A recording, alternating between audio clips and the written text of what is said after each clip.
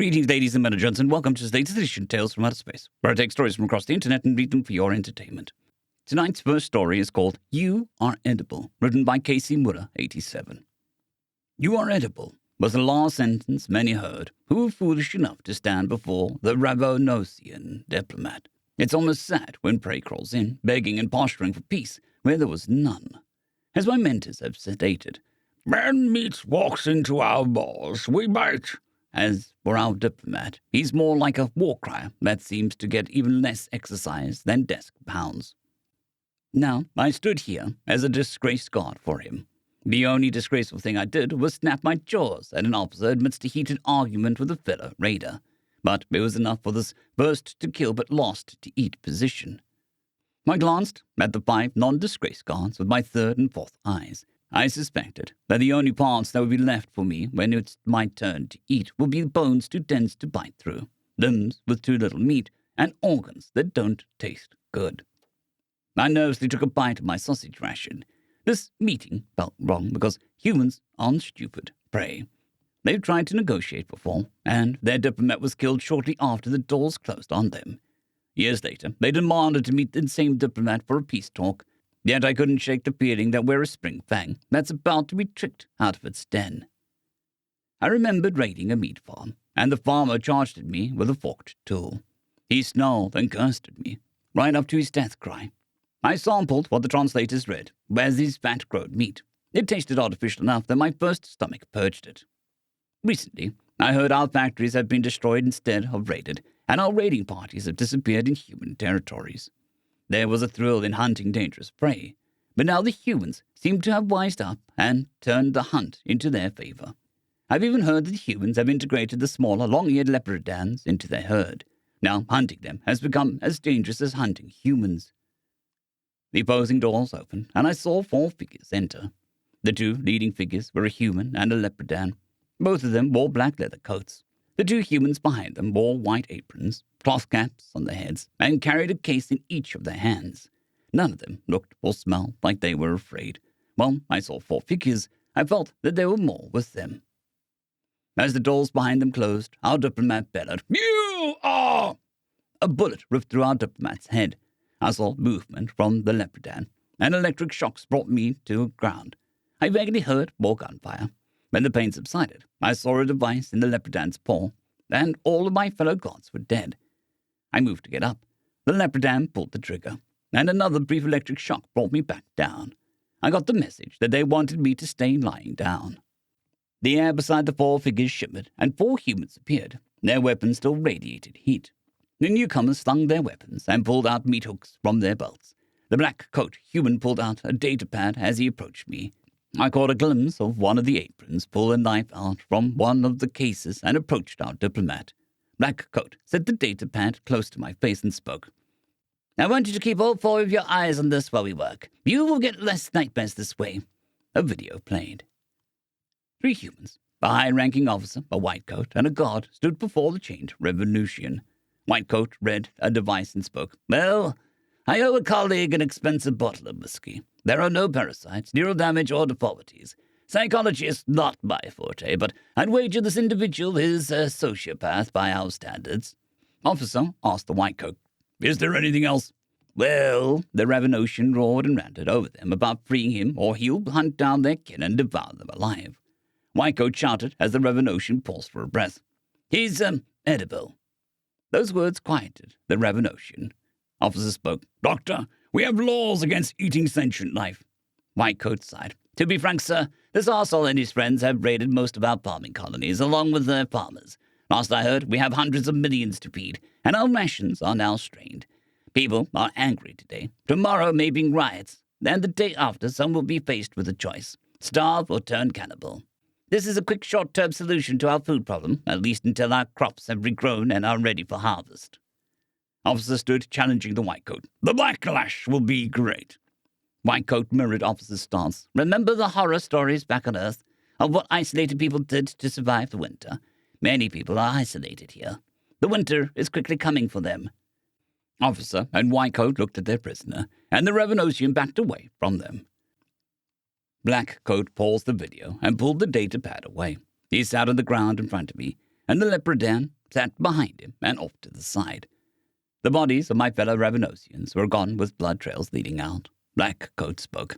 "And that is how we found out about your factories." The other apron handed Black Coat a plate of seared and seasoned meat. It almost smelled appetizing, but I knew it was once my diplomat. Black Coat used utensils to take a bite of the cooked meat.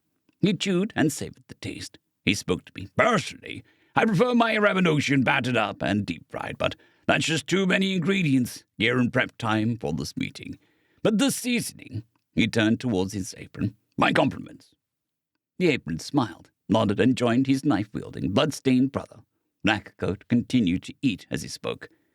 "Many were against eating Ravenosians, myself included, until we learned about what your people did with those you've captured, including my people. You kill half to fill your own stores and send the rest to factories." He pointed a meat-covered fork at my sausage ration, "to be turned into sausages." The clean apron handed a bowl to the leprechaun. Black Cloak continued. "When our soldiers attacked our first factory, we found out over 500 million humans had been processed there. God only knows how many non-human sentients went through these stores before we destroyed it. When we found the leprechauns, we found out that you've been hunting them a lot longer than humans, and they have a taste for Ravenosian blood. I mean that literally. Yes, they are herbivores, but they like Ravenosian blood as a salad dressing." The leprechaun raised a blood-covered leaf in salute and ate it. For the first time in my life, I felt like a caged prey, surrounded by predators. Black Coat stopped eating and sighed. There was only one morsel left. "I'm sure you're tired of me doing all the talking, so I'll ask you a question. Do you know why you're still alive?" My mouth felt dry, but I answered, "You need a witness to tell others what you've done." Black Coat nodded. "And to deliver a message to your king. Stay out of our territory, and we'll stay out of yours. The leprechauns are part of our pack. Not herd, a pack. Any attacks on them is an attack on us."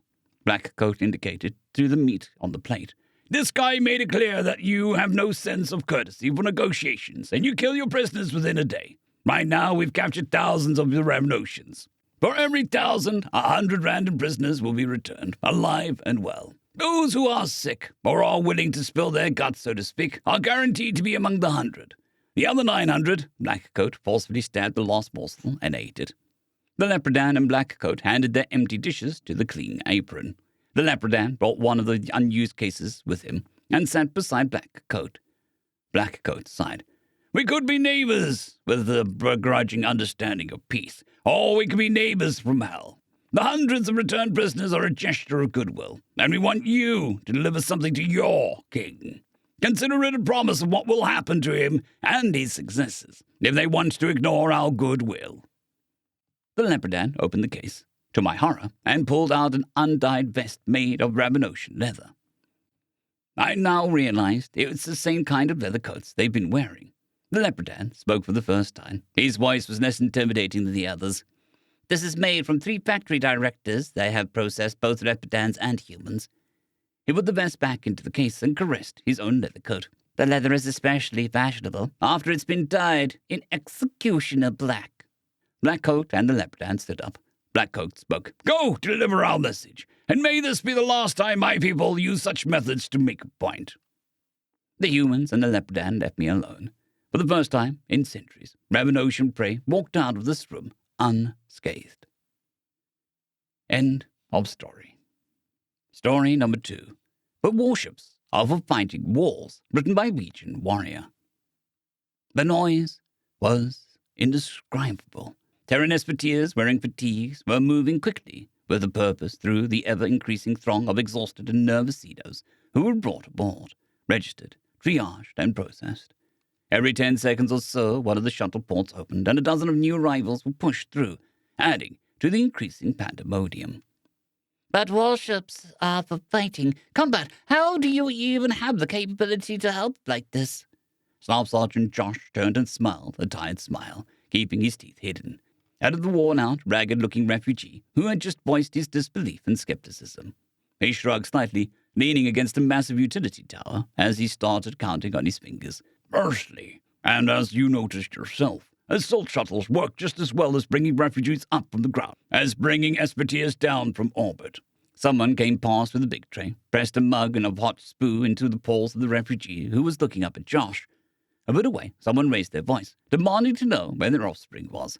Secondly, and as the group over there know from recent experience, boarding tubes can bring civilians out of a broken spaceship just as easily as it can send espeteers into spaceship to break it.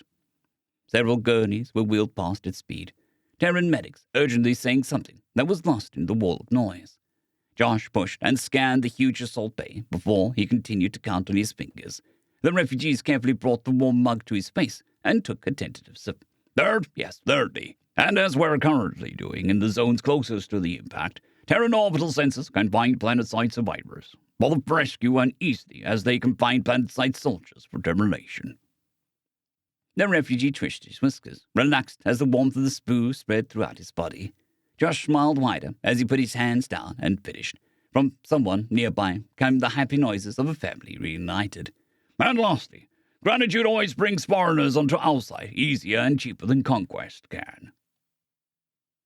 End of story.